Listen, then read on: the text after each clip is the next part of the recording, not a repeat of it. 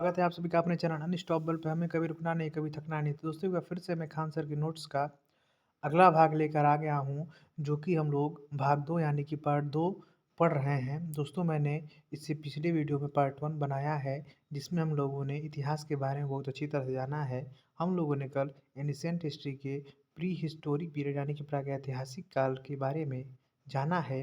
तो आइए दोस्तों आगे बढ़ते हैं और भी कुछ बातें हम लोग इतिहास के बारे में जानते हैं और सीखते हैं। जैसा कि दोस्तों हम लोगों ने कल यहाँ पे प्रागैतिहासिक काल प्री हिस्टोरिक पीरियड के बारे में जाना था, जिसमें हम लोग पूरा पाषाण काल, मध्य पाषाण काल, नव पाषाण काल और ताम्र पाषाण काल के बारे में अच्छी तरह से जानकारी प्राप्त कर लिया है। इसी तरह आगे बढ़ते हुए हम लोग आज आद्य ऐतिहासिक काल यानी कि प्रोटो हिस्टोरिक पीरियड के बारे में समझेंगे। और इसे समझने से पहले कुछ इम्पोर्टेंट नोट हैं जो कि प्रागैतिहासिक काल के बारे में हैं। तो आइए हम लोग पहले उसे समझ लेते हैं, उसके बाद धीरे धीरे आगे की तरफ बढ़ते हुए चलेंगे। देखिए दोस्तों, जैसा कि आप लोग यहाँ पे देख पा रहे होंगे, यहाँ पे आप लोगों के समक्ष दिख रहा होगा नोट यहाँ पे है। अब आइए देखते हैं इसमें पहला पॉइंट क्या दिया हुआ है। दिया है मेहरगढ़, यानी कि इसके बारे में ये जो है मेहरगढ़ है, बुर्जहोम है, उसके बाद गुफ कराल है। ये जो है वो प्रमुख स्थल है जो मिले हैं। जब उस समय खुदाई हो रही थी तो उस समय ये स्थल मिले थे, तो इनके बारे में हम लोग अच्छी तरह से जानकारी प्राप्त करेंगे। तो आइए सबसे पहले हम लोग देखते हैं कि आपका मेहरगढ़, इसके बारे में अच्छे से हम लोग समझते हैं। देखिए दोस्तों, यह पाकिस्तान के बलूचिस्तान में स्थित है। यहाँ से सर्वप्रथम 7000 ईस्वी पूर्व सुलेमान और किरतर पहाड़ियों के बीच कृषि के साक्ष्य जौ एवं गेहूँ मिली थी। दोस्तों जो मेहरगढ़ है यह पाकिस्तान के बलूचिस्तान में स्थित है। ठीक है दोस्तों, जो मेहरगढ़ है वो पाकिस्तान के बलूचिस्तान में स्थित है और यहाँ पर सर्वप्रथम 700 ईस्वी पूर्व में सुलेमान और किरथर पहाड़ियों के बीच कृषि के साक्ष्य मिले थे, जो कि जौ और गेहूं के थे। ठीक है दोस्तों, जो मेहरगढ़ में मिले थे साक्ष्य आपके कृषि के, वह जौ और गेहूं के थे। इसी प्रकार दोस्तों आगे चलते हैं और नेक्स्ट पॉइंट को देखते हैं, जो कि है आपका बुर्जहोम। आइए इसको हम लोग देखते हैं और समझते हैं। देखिए दोस्तों, यह कश्मीर में अवस्थित है। जो बुर्जहोम है दोस्तों, यह कश्मीर में स्थित है।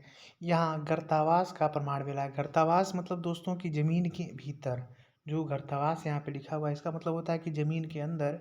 यहाँ से मालिक के साथ कुत्ते को दफनाने का साक्ष्य मिला है।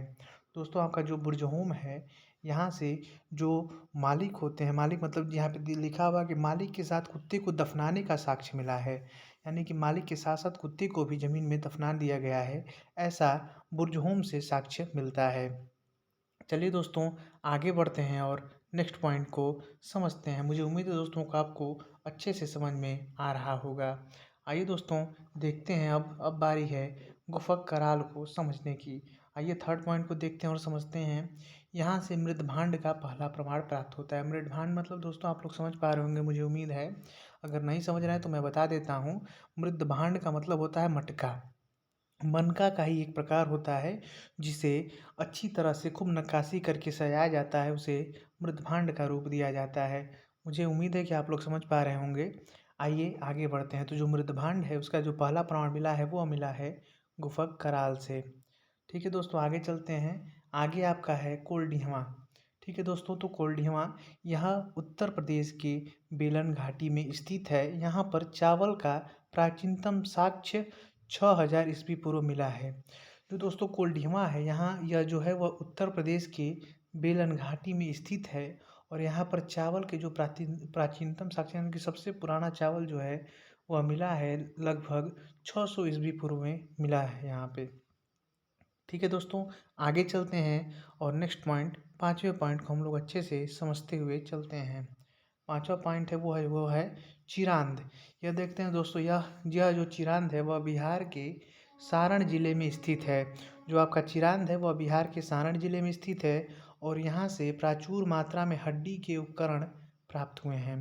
दोस्तों जो आपका चिरांद है, यहाँ से हड्डी के जो उपकरण होते हैं वो प्रचुर मात्रा में प्राप्त हुए हैं। ठीक है दोस्तों आगे बढ़ते हैं और भी कुछ महत्वपूर्ण जो बातें हैं उनको हम लोग समझते हुए आगे की तरफ बढ़ते हुए चलेंगे। देखिए दोस्तों, अगला जो है वह है लेहुरा देह। लेहुरा देह यानी छठा पॉइंट जो हम लोग का है वो है लेहुरा देह। यहाँ से नवीनतम सबसे प्राचीन चावल का साक्ष्य 9000 ईस्वी पूर्व से 7000 ईस्वी पूर्व के बीच प्राप्त हुआ। जो दोस्तों ये बहुत इंपॉर्टेंट है, जो लेहुरा देह है वह 9000 ईस्वी पूर्व से लेकर 7000 ईस्वी पूर्व के बीच के जो प्राचीन चावल के साक्ष्य हैं वह लेहुरा देह से मिले हैं। यह इंपॉर्टेंट चीज़ है दोस्तों, आप लोग इसे ध्यान दीजिएगा। आगे बढ़ते हैं और नेक्स्ट पॉइंट 7वें पॉइंट को हम लोग समझते हुए चलते हैं। यहाँ एक ही कब्र से 3 मानव कंकाल मिले हैं। जो दमदमा है दोस्तों, यहाँ से एक ही कब्र में 3 मानव कंकाल मिले हैं, यानी कि एक कब्र में, जैसे कि एक कब्र में एक ही आदमी को दफनाया जाता है, लेकिन यहाँ जो दमदमा स्थान है यहाँ पर एक ही कब्र में 3 मानव कंकाल मिले हैं जिनको एक ही साथ दफनाया गया है। ठीक है दोस्तों, मुझे उम्मीद है कि आपको सातों पॉइंट बहुत अच्छी तरह समझ में आया होगा। आइए दोस्तों आगे चलते हैं और ताम्रपाषाण काल के बारे में, यानी कि चैल्कोलिथिक पीरियड के बारे में समझते हैं, जिसमें दोस्तों हम लोगों ने एक एक छूट गया था। मैं यहाँ पे इस पॉइंट को देखने को मुझे मिला, तो आइए इसको हम लोग कवर कर लेते हैं। आइए इसको देखते हैं। ताम्रपाषाण काल, हम लोगों ने नवपाषाण काल कल का पढ़ चुका है। आज हम लोग ताम्रपाषाण काल के बारे में जानकारी प्राप्त करेंगे। देखिए दोस्तों, यहाँ पे लिखा हुआ है, आइए आगे बढ़ते हैं। मैं इसको यहाँ से आप लोग देख पा रहे होंगे, ताम्रपाषाण काल चैल्कोलिथिक पीरियड। देखिए दोस्तों, इसको पढ़ता हूँ मैं, आप लोग समझिएगा अच्छे से, और साथ में आप लोग भी पढ़ते हुए चलिएगा ताकि आप लोगों को अच्छे से समझ में आए। यह पाषाण काल का अंतिम समय था। इस समय तांबे की खोज हुई थी, जिस कारण औद्योगिकरण शुरू हो गया। इसी औद्योगिकरण का विकसित रूप सिंधु सभ्यता में देखने को मिलता है। दोस्तों, जो ताम्र पाषाण काल है यह पाषाण काल का अंतिम समय था और इस समय तांबे की खोज हुई थी। जो ताम्रपाषाण काल है वहाँ पर तांबे की खोज हो चुकी थी। इसी कारण औद्योगिकरण शुरू हो गया। इस औद्योगिकरण का विकसित रूप सिंधु सभ्यता में देखने को मिलता है। दोस्तों, जो हम लोग आगे पढ़ेंगे सिंधु सभ्यता के बारे में, लेकिन जो ताम्रपाषाण काल है यहाँ पर तांबे की खोज हो जाने के कारण औद्योगिकरण का विकास होने लगा। धीरे धीरे यह सभ्यता विकसित करने लगी और इसके जो साक्ष्य हैं वह सिंधु सभ्यता में हल्के फुल्के देखने को मिलते हैं, यानी कि यहीं से शुरुआत हो गया था सिंधु सभ्यता का। आगे बढ़ते हैं दोस्तों और नेक्स्ट पॉइंट को समझते हैं। नौदा टोली मध्य प्रदेश का एक महत्वपूर्ण पाषाणिक पूरा स्थल है, जिसका उत्खनन HD संकालिया ने कराया था। दोस्तों, यह इंपॉर्टेंट है। जो नौदा टोली है वह मध्य प्रदेश का एक महत्वपूर्ण ताम्र पाषाणिक पुरा स्थल है और इसका जो इसके उत्खननकर्ता है वह HD संकालिया है। अगला पॉइंट देखिए दोस्तों, मानव द्वारा खोजी गई पहली धातु तांबा थी। दोस्तों, यह इंपॉर्टेंट है। जो मनुष्यों द्वारा खोजी गई थी पहली धातु वह तांबा थी, इसे आप लोग ध्यान दीजिएगा। आइए दोस्तों आगे चलते हैं और इसमें कुछ जो इम्पोर्टेंट बचे हैं पॉइंट उनको हम लोग समझते हुए आगे की तरफ बढ़ते हुए चलेंगे। दोस्तों, अब बारी है वन लाइनर क्वेश्चन को समझने की, तो आइए देखते हैं इसे और अच्छे से हम लोग समझते हैं। देखिए दोस्तों, यहाँ पे आपका जो पहला दिया हुआ है, इतिहास का जनक किसे कहा जाता है, तो आप लोग इसे ध्यान दीजिएगा। जो इतिहास के जनक हैं वह हैं हेरोडोटस। अगला देखिए, भारतीय पुरातत्व का पिता किसे कहा जाता है, तो अलेक्जेंडर कनिंघम को भारतीय पुरातत्व का पिता कहा जाता है। अगला देखिए, मानव द्वारा पाला गया प्रथम जानवर कौन सा था, तो कुत्ता था जो मानव द्वारा पाला गया था। आगे बढ़ते हैं दोस्तों,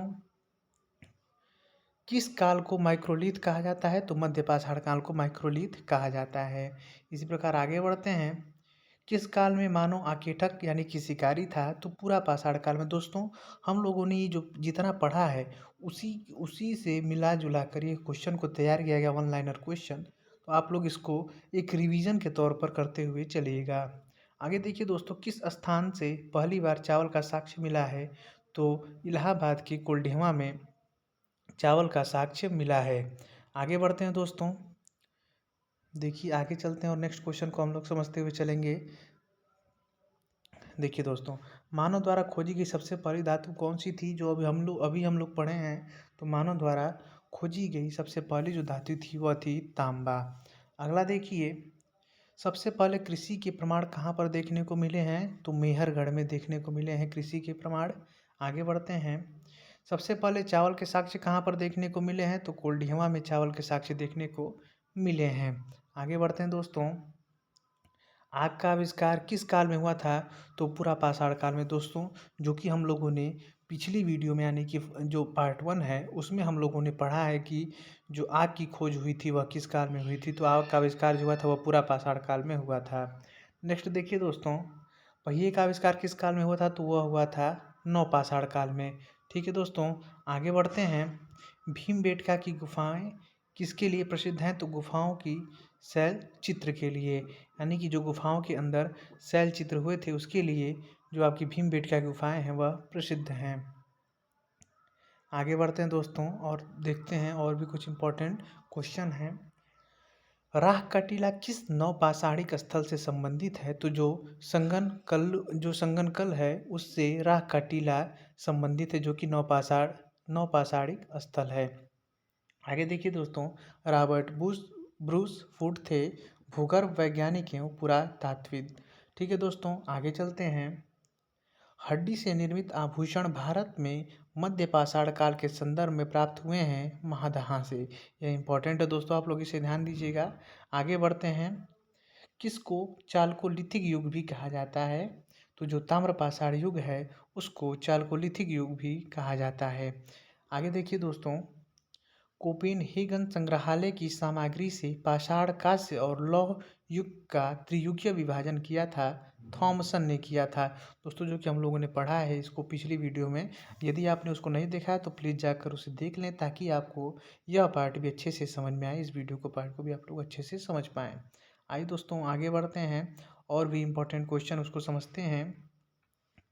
देखिए, एक ही कब्र से 3 मानव कंकाल निकले हैं तो दमदमा से, जो कि हम लोगों ने अभी पढ़ा है। भीमबेटका की गुफाएं कहाँ स्थित हैं? तो अब्दुल्लागंज रायसेन में भीमबेटका की गुफाएं स्थित हैं। आगे बढ़ते हैं दोस्तों। देखिए दोस्तों, भारतीय पुरातत्व सर्वेक्षण किस मंत्रालय के अधीन है? जो ये क्वेश्चन है कि भारतीय पुरातत्व सर्वेक्षण जो है वह संस्कृति मंत्रालय के अंतर्गत आता है। अब देखिए दोस्तों, अगला क्वेश्चन, राष्ट्रीय मानव संग्रहालय कहाँ पर है? तो भोपाल में स्थित है। अगला देखिए, गौरिक मृदभांड पात्र OCP का नामकरण हुआ था हस्तिनापुर में। यह भी इम्पोर्टेंट है दोस्तों, आप लोग इसे ध्यान रखिएगा। आगे बढ़ते हैं। उत्खनित प्रमाणों के अनुसार पशुपालन का प्रारंभ हुआ था मध्य पाषाण काल में। ठीक है दोस्तों, आगे चलते हैं। मध्य पाषाणिक प्रसंग में पशुपालन के प्रमाण जहाँ मिले वह स्थान है आदमगढ़। ठीक है दोस्तों, आगे चलते हैं। मुझे उम्मीद है कि आप लोगों को अच्छी तरह से समझ में आ रहा होगा। आइए दोस्तों देखते हैं, खाद्यान्नों की कृषि सर्वप्रथम प्रारंभ हुई थी तो नवपाषाण काल में। ठीक है दोस्तों, जो खाद्यान्नों की कृषि हुई थी वह सर्वप्रथम प्रारंभ हुई थी नवपाषाण काल में। अब देखिए दोस्तों, आगे बढ़ते हैं। भारत में मानव का सर्वप्रथम साक्ष्य कहाँ मिलता है? तो भारत में मानव का सर्वप्रथम जो साक्ष्य है वह नर्मदा घाटी में मिलता है। अगला देखिए, मानव द्वारा सर्वप्रथम प्रयुक्त अनाज था, तो जो अनाज था वह था जौ। अगला देखिए, भारतीय उपमहाद्वीप में कृषि के प्राचीनतम साक्ष्य प्राप्त हुए हैं लहुरा देव से। अगला देखिए, किसी किस एक पुरास्थल से पाषाण संस्कृति से लेकर हड़प्पा सभ्यता तक संस्कृति अवशेषण प्राप्त हुए हैं? तो वह है मेहरगढ़, यानी कि मेहरगढ़ से प्राप्त हुए हैं। आगे बढ़ते हैं दोस्तों, और भी इम्पोर्टेंट है वन लाइनर जिसको हम लोग अच्छी तरह से समझते हुए और आगे बढ़ते हुए चलेंगे। ठीक है दोस्तों, देखिए, नौदा टोली का उत्खनन किसने किया था? तो HD संकालिया ने किया था। अब देखिए अगला क्या है, नौदा टोली किस राज्य में अवस्थित है? तो मध्य प्रदेश में नौदा टोली जो है वह अवस्थित है। आगे देखिए, किस स्थान पर मानव के साथ कुत्ते को दफनाए जाने का साक्ष्य मिला है? तो बुरजहोम में जो मानव के साथ कुत्ते को दफनाने जाने का साक्ष्य मिला है। आगे बढ़ते हैं। गर्त आवास के साक्ष्य प्राप्त हुए हैं तो बुर्ज होम से। आइए आगे बढ़ते हैं। देखिए आगे क्या दिया हुआ है, विंध्य क्षेत्र के किस शिलाश्रय से सर्वाधिक मानव कंकाल मिले हैं? तो ले खहियाँ से सर्वाधिक शिलाश्रय जो विंध्य क्षेत्र है वहाँ के शिलाश्रय से सर्वाधिक मानव कंकाल मिले हैं। आगे देखिए दोस्तों, पाषाणकालीन सभ्यता तथा संस्कृति का अन्वेषण 1862 ईस्वी में सर्वप्रथम किसने किया था? तो ब्रूस फ्रूट ने किया था। आगे बढ़ते हैं। देखिए, भारतीय प्राक इतिहास का पिता कहा जाता है तो रॉबर्ट ब्रूसफुट को भारतीय प्राक इतिहास का पिता कहा जाता है। आगे बढ़ते हैं, पुरापाषाण काल को किस अन्य नाम से भी जाना जाता है तो आखेटे युग के नाम से पुरापाषाण काल को जाना जाता है। आगे देखिए, बैल और हल की सहायता से कृषि कार्य की शुरुआत किस काल में हुई है तो नवपाषाण काल में हुई है, जो आपके बैल और हल की सहायता से कृषि। आगे बढ़ते हैं दोस्तों, अग्नि का प्रयोग मानव ने किस काल में करना शुरू किया तो नवपाषाण काल में अग्नि का प्रयोग करना मानव ने शुरू किया था। आगे चलते हैं दोस्तों, देखिए आगे क्या लिखा है, भारत के किस स्थल से नवपाषाण काल की संस्कृति के प्राचीनतम साक्ष्य प्राप्त हुए हैं तो मेहरगढ़ से प्राप्त हुए हैं। ठीक है दोस्तों, अगला देखिए, मध्यपाषाण काल का सर्वाधिक प्रमुख लक्षण क्या था तो लघु औजार था, जो मध्यपाषाण काल का सर्वाधिक प्रमुख लक्षण था। आगे देखिए, व्यापक उत्खनन के बाद मध्यपाषाण काल का मानव अस्थियां किस क्षेत्र से प्राप्त हुई हैं तो गुजरात से प्राप्त हुई हैं। जब सर्वाधिक रूप से उत्खनन किया गया था तो गुजरात से सर्वाधिक अस्थियां प्राप्त हुई थीं। आगे बढ़ते हैं दोस्तों, आगे देखिए, समाधान की दाह संस्कार की प्रक्रिया किस कालखंड में शुरू हुई तो मध्यपाषाण काल में शुरू हुई थी। मध्यपाषाण काल में प्रयुक्त होने वाले उपकरण बहुत छोटे होते थे, इसलिए इनको कहा जाता था माइक्रोलिथ। दोस्तों, ये सब पहले जो पार्ट हमने बताया है उससे संबंधित क्वेश्चन इसमें भी हैं, इसलिए यदि आपने उस पहले पार्ट को नहीं देखा है तो प्लीज़ जाकर उस पहले पार्ट को देख लें, ताकि इसको समझने और आपको भी बताने में बहुत आसानी हो। आइए आगे बढ़ते हैं और नेक्स्ट चीज़ को समझते हैं। मध्य प्रदेश में आदमगढ़ और राजस्थान में बागौर प्रस्तुत करते हैं पशुपालन का प्राचीनतम साक्ष्य। आगे चलते हैं दोस्तों, इस काल में मानव की अस्थिपंजर शारीरिक प्रारूप का सबसे पहला अवशेष स्थान से प्राप्त हुआ है तो प्रतापगढ़, उत्तर प्रदेश के सरायनहार तथा महदहा से। आगे बढ़ते हैं और देखते हैं अगला क्वेश्चन क्या है। देखिए दोस्तों, मेहरगढ़ में बसने वाले नवपाषाण युग के लोग अधिका उन्नत थे। वे गेहूँ, जौ और रुई उपजाते थे तथा वे घरों में रहते थे कच्ची ईंटों के, यानी कि जो मेहरगढ़ में बसने वाले नवपाषाण युग के लोग थे वह किस प्रकार के घर में रहते थे तो वह लोग कच्ची ईंटों के घर में रहते थे। दक्षिण भारत में नवपाषाण कालीन सभ्यता का मुख्य स्थल है तो जो बेलारी है कर्नाटक प्रांत में, वह दक्षिण भारत में नवपाषाण कालीन सभ्यता का मुख्य स्थल है। आगे बढ़ते हैं दोस्तों, विंध्य क्षेत्र का वह शिलाश्रय जहाँ से सर्वाधिक मानव कंकाल प्राप्त हुए हैं तो लेखैया जो स्थान है वहाँ से जो आपका शिलाश्रय है वहाँ से मानव कंकाल प्राप्त हुए हैं। अगला देखिए, भारतीय पुरातत्व सर्वेक्षण के प्रथम महानिदेशक थे, वह थे जॉन मार्शल। ठीक है दोस्तों, आगे चलते हैं। मुझे उम्मीद है कि आप लोगों को बहुत अच्छी तरह समझ में आया होगा। दोस्तों, अब हम लोगों की बारी है आदि ऐतिहासिक काल को समझने की। जैसा कि दोस्तों मैं आप लोगों को फिर से समझा देता हूँ कि हम लोगों ने किस प्रकार से इसको समझा है। देखिए दोस्तों, यहाँ पे फिर से मैं लेके आ गया ऊपर। हम लोगों ने यहाँ पे सर्वप्रथम समझा था प्रागैतिहासिक काल को, यानी कि प्री हिस्टोरिक पीरियड को, जिसमें हम लोगों ने पुरापाषाण काल, मध्यपाषाण काल, नवपाषाण काल और ताम्रपाषाण काल के बारे में अच्छे से समझ लिया। और इन सभी की हम लोगों ने वन लाइनर को भी बारी बारी से करके समझ लिया। मुझे उम्मीद है कि आप लोगों को इन सब के बारे में अच्छी तरह से समझ में आ गया होगा। आइए अब देखते हैं, अब बारी है इनको हम लोगों ने अच्छे से समझ लिया। प्रागैतिहासिक काल को, प्री हिस्टोरिक पीरियड को अच्छे से समझ लिया, पुरापाषाण काल, मध्यपाषाण काल, नवपाषाण काल, ताम्रपाषाण काल। लेकिन दोस्तों अब हम लोगों की बारी आदि ऐतिहासिक काल यानी प्रोटो हिस्टोरिक पीरियड को समझने की, यानी कि सिंधु सभ्यता, कांसा और हड़प्पा को हम लोग बहुत अच्छी तरह समझेंगे।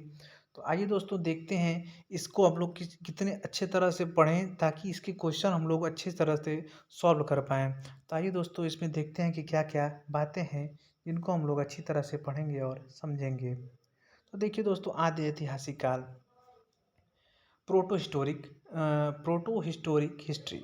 देखिए दोस्तों, अब इसको हम लोग समझते हैं। इस काल में मानव द्वारा लिखी गई लिपि को पढ़ा नहीं जा सकता था। दोस्तों ये जो बात है आदि ऐतिहासिक काल की बात है, तो इस काल में जो मानव द्वारा लिखी गई लिपि होती थी उसको पढ़ा नहीं जा सकता था, किंतु लिखित साक्ष्य मिले हैं। लेकिन जो दोस्तों है जो आदि ऐतिहासिक काल है उसको, उसमें जो लिपि लिखी जाती थी उसको पढ़ा नहीं जा सकता था, लेकिन उसके लिखित साक्ष्य मिले हैं। इस काल की जानकारी के स्रोत पुरातात्विक साक्ष्य ही हैं, यानी कि जो भी जानकारी मिली है उसके जो स्रोत हैं वो पुरातात्विक साक्ष्य ही हैं। इसमें सिंधु सभ्यता को रखते हैं। दोस्तों ये सब जो जानकारी मिलती है इसके अंतर्गत हम लोग सिंधु सभ्यता को रखते हैं। तो आइए दोस्तों, अब बारी है सिंधु सभ्यता को यानी कि इंडस वैली सिविलाइजेशन को समझने की। तो आइए हम लोग इसको अच्छे से देखते हैं और समझते हैं। देखिए दोस्तों, पहला यहाँ पे पॉइंट क्या दिया हुआ है, पहले पॉइंट को हम लोग देखते हैं। यह सभ्यता सिंधु नदी के तट पर मिली थी, इसलिए इसे सिंधु सभ्यता कहते हैं। इसकी जानकारी के लिए पहली खुदाई हड़प्पा से हुई थी, अतः इसे हड़प्पा सभ्यता भी कहते हैं। दोस्तों जो इंडस वैली सिविलाइजेशन है, यह सभ्यता सिंधु नदी के तट पर मिली थी, इसलिए इसे सिंधु सभ्यता कहते हैं। और जो इसकी जो पहली जो जानकारी है, वह पहली खुदाई जो हुई थी वह हड़प्पा से हुई थी, अतः इसे हड़प्पा सभ्यता के नाम से भी जाना जाता है। ठीक है दोस्तों, मुझे उम्मीद है कि आपको समझ में आ गया होगा। आइए अब देखते हैं सिंधु सभ्यता की जानकारी जो हुई थी वह चार्ल्स मैसन ने सन 1826 ईस्वी में दिया था। तो दोस्तों सिंधु सभ्यता है, इसके बारे में जो जानकारी मिली थी वह चार्ल्स मैसन के द्वारा 1826 ईस्वी में मिली थी। आगे बढ़ते हैं दोस्तों, और जो महत्वपूर्ण जानकारी है उसको हम लोग समझते हुए चलेंगे। देखिए दोस्तों, अगला देखिए, सिंधु सभ्यता की देखिए अगला पॉइंट, सिंधु सभ्यता के सर्वेक्षण जेम्स कनिंघम 1853 ईस्वी में किया था। जो इसके सर्वेक्षण था दोस्तों, वह जेम्स कनिंघम के द्वारा सन 1853 ईस्वी में किया गया था। उसी प्रकार से अगला पॉइंट देखिए, सिंधु सभ्यता 13 लाख वर्ग किमी में फैली है।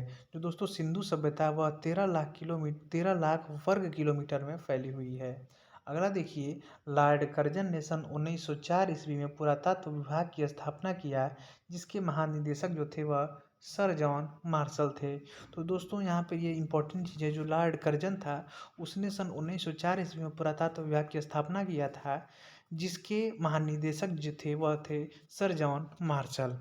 आगे बढ़ते हैं दोस्तों, देखिए सिंधु सभ्यता का नामकरण जॉन मार्शल ने किया था। दोस्तों जॉन मार्शल थे, उनके द्वारा सिंधु सभ्यता का जो नामकरण था वह किया गया था। आगे देखिए दोस्तों, आगे बढ़ते हैं और बातों को समझते हुए चलते हैं। देखिए सिंधु सभ्यता की पहली खुदाई दयाराम साहनी के द्वारा किया गया था, उन्हीं के निरीक्षण में कराया गया था। आगे देखिए दोस्तों, सिंधु सभ्यता का आकार त्रिभुजाकार है, यानी कि जो सिंधु सभ्यता है वह त्रिभुजाकार के अंतर्गत आती है, उसका जो आकार है वह त्रिभुजाकार है। आगे बढ़ते हैं, सिंधु सभ्यता विश्व की सबसे पहली शहरी सभ्यता थी। जो दोस्तों सिंधु सभ्यता है वह शहरी सभ्यता थी पूरे विश्व की। देखिए अगला, इसका विकास 2500 ईस्वी पूर्व से 1750 पूर्व तक हुआ था। जो दोस्तों सिंधु सभ्यता है, इसके विकास का कार्य जो हुआ था वह 2500 ईस्वी पूर्व से लेकर 1750 ईस्वी पूर्व तक हुआ था। दोस्तों इसी प्रकार से हम लोग इस वीडियो को यहीं पर रोकते हैं, ताकि वीडियो बहुत ज़्यादा लंबी हो जाएगी तो आप लोगों को भी समझने में दिक्कत होगी, इसलिए हम इस वीडियो को यहीं पर रोकते हैं। और अगले वीडियो में हम लोग सिंधु सभ्यता के बारे में फिर से बहुत अच्छी तरह से शुरू से पढ़ेंगे, ताकि आप लोगों को समझने में कोई दिक्कत ना हो।